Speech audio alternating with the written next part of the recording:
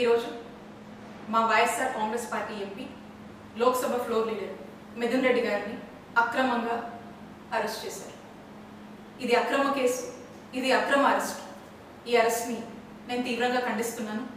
YSR Congress party తీవ్రంగా ఖండిస్తోంది. ఎటువంటి ఆధారాలు లేకుండా బిల్డప్ నెరేటివ్స్తో, కుక్డ్ స్టోరీస్తో వాటన్నిటిని బేస్ చేసుకొని ఈ అక్రమ కేసుని మిథున్ రెడ్డి గారి మీద కట్టి మరి రోజున అరెస్ట్ చేశారు.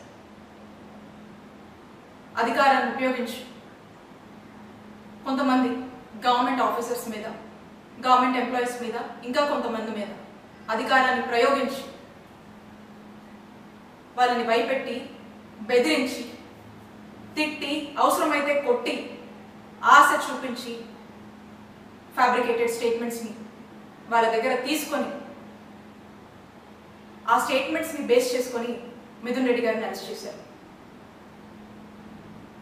దీన్ని లిక్కర్ స్కామ్ అని పేరు పెట్టి senior retired IAS Dhananjaya Reddy గారిని, ఓఎస్డి కృష్ణమోహన్ రెడ్డి గారిని, చెవిరెడ్డి భాస్కర్ రెడ్డి గారిని, ఇప్పుడు మిథున్ రెడ్డి గారిని అరెస్ట్ చేశారు.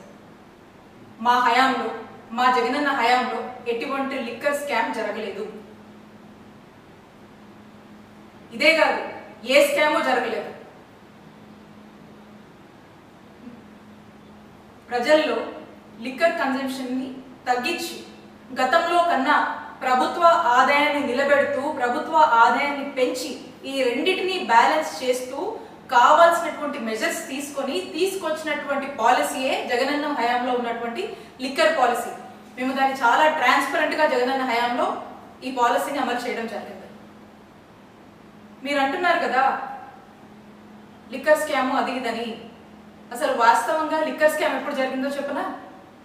చంద్రబాబు నాయుడు గారి హయాంలో 2014 నుంచి 2019 వరకు మీరు తీసుకొచ్చినటువంటి లిక్కర్ పాలసీ రూల్స్ అన్ని డివేట్ అయ్యి ఏ విధంగా మీరు లిక్కర్ని ఏ విధంగా మీరు ఎక్స్ప్లాయిట్ చేశారో అప్పుడు జరిగింది. దాన్ని స్కామ్ అంటారు.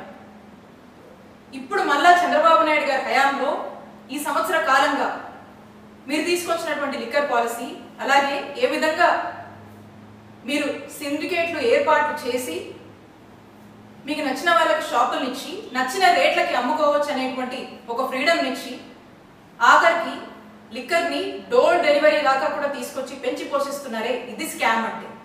అప్పుడు ఇప్పుడు చంద్రబాబు నాయుడు గారి హయాంలో దీన్ని స్కామ్ అంటారు.